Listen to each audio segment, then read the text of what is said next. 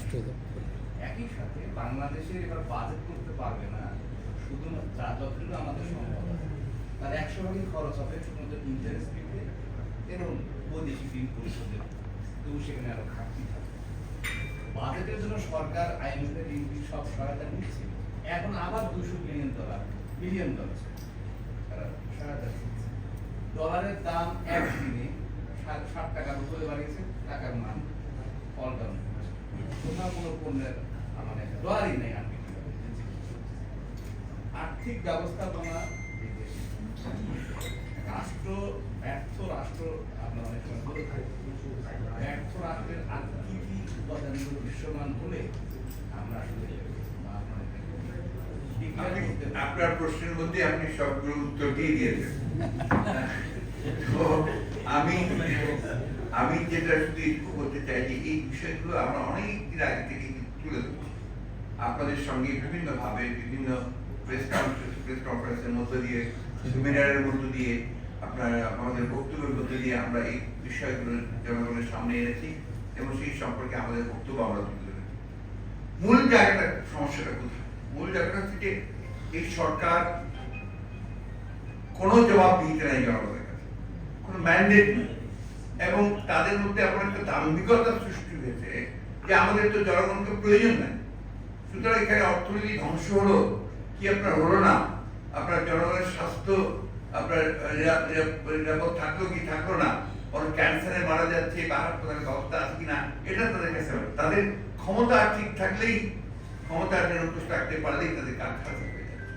কারণ আপনি নিজেই জানেন যে এখানে আমি কথা আজকে বলেছি, এখানে একটা গোত্র তৈরি করা হচ্ছে যাদেরকে সমস্ত রকম দুর্নীতি অনিয়মের মধ্য দিয়ে তাদেরকে অর্থ উপার্জনের ব্যবস্থা করতে হচ্ছে, একটু লুটের ব্যবস্থা করতে হবে, এবং সেটা দিয়েই তারা এই সরকারকে টিকে রাখে।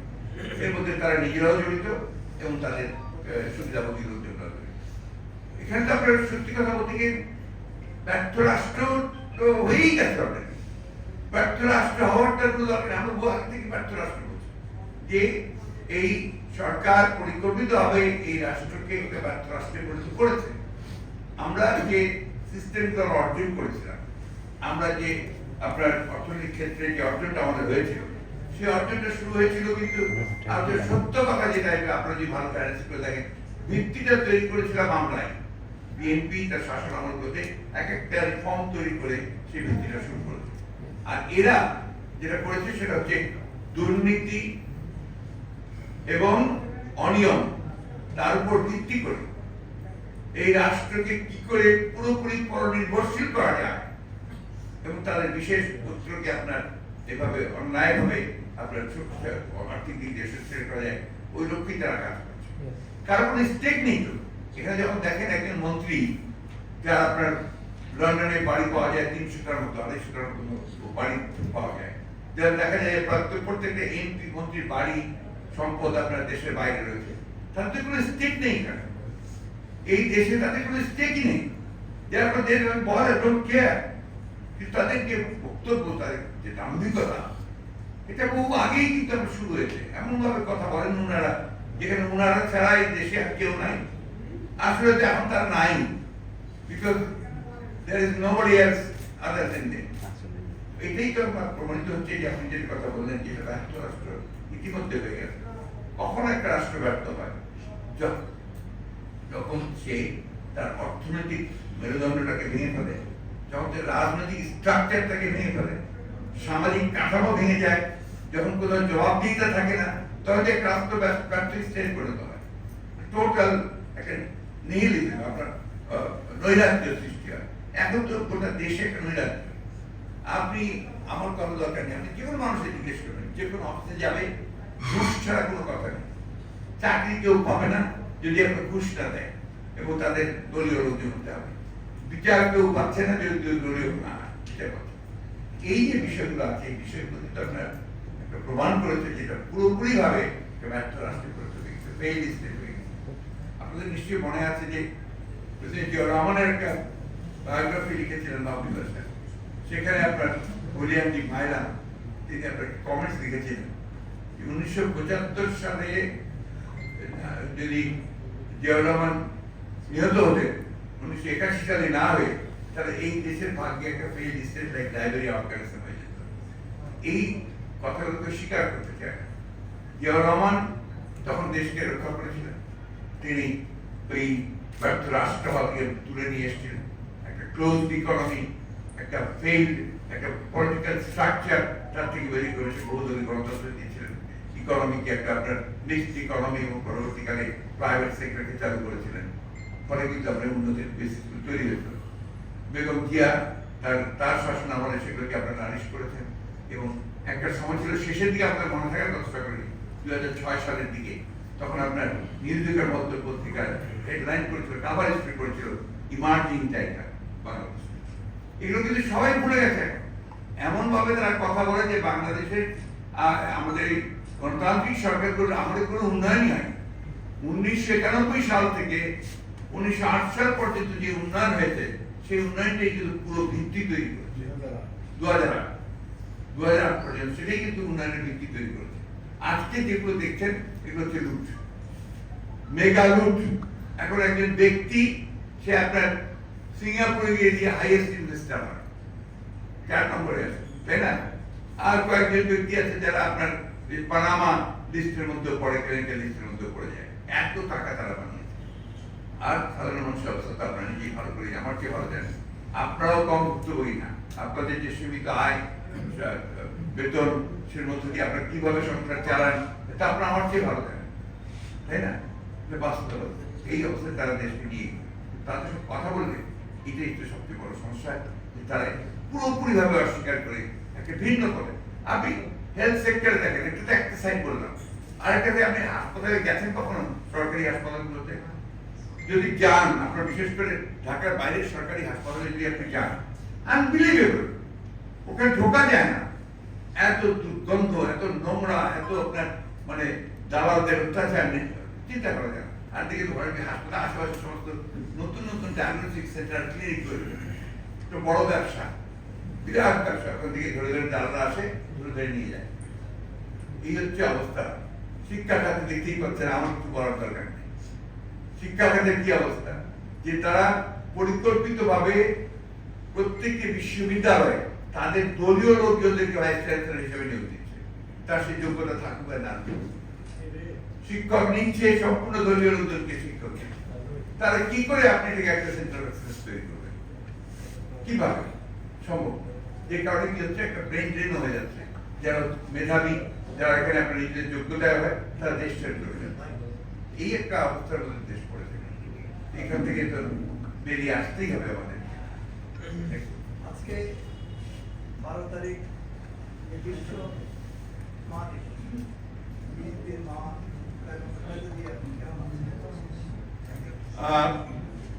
আমি দেশের বেগম খালেদাকে শুধু বিএনপির মা নই, আমি বাংলাদেশের গণতন্ত্রের মা। এই জন্যে আমি বরাবরই কথা বলে আসছি যে একজন এই মহিয়সী মহিলা নেত্রী, তার সঠিক মূল্যায়ন দুর্ভাগ্যক্রমে এই দেশের অনেকেই করতে পারছেন না। তার ত্যাগটা এটা আমরা আনপ্যারালাল।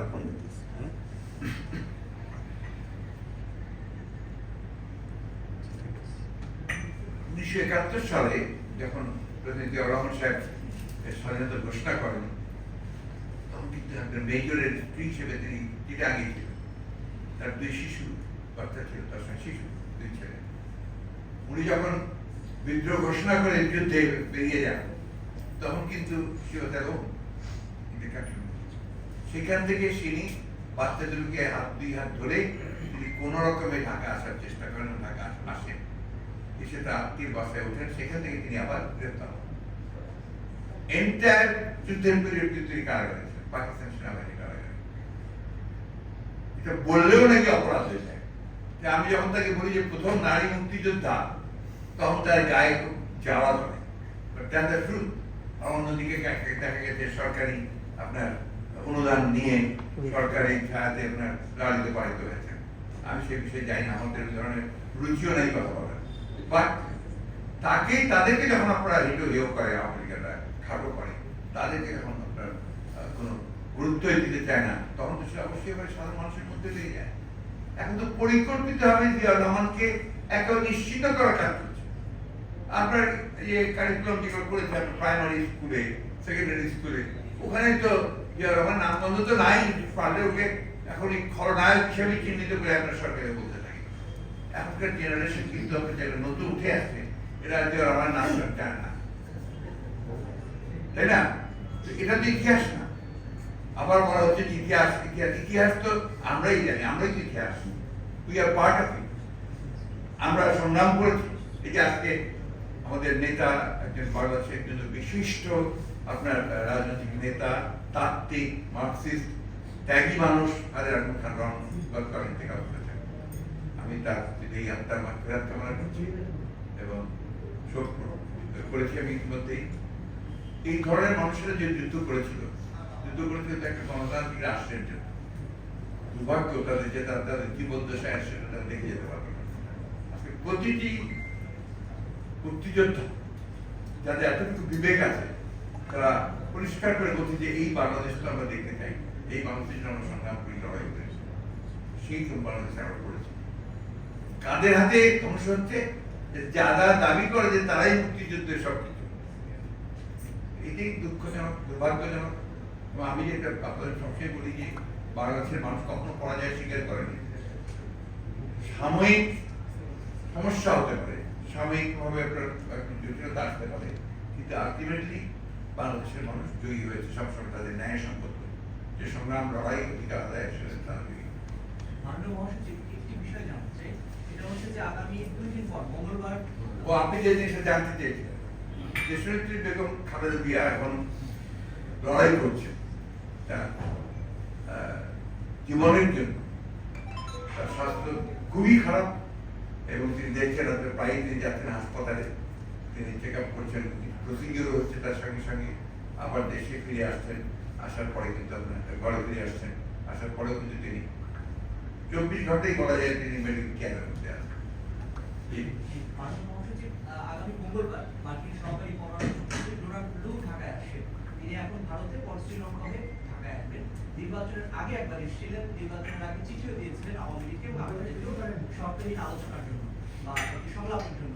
এই পরিস্থিতিতে তিনি যখন আসছেন তখন আপাতভাবে বাংলাদেশের সঙ্গে আমেরিকার সম্পর্কে কিছুটা দূরত্ব মনে হয় যে তৈরি হয়েছে সরকারের সঙ্গে।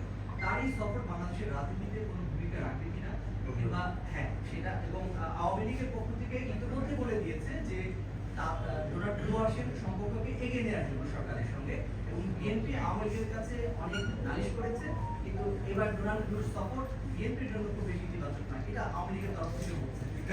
এটা ওনাকে জিজ্ঞেস করবেন আবার। আমাদের বিএনপি ব্যাপারটা আমরা বুঝি, আমরা কে কাউকে আসলে আবাসন নিয়ে আমরা খুব ইন্টারেস্টেড না।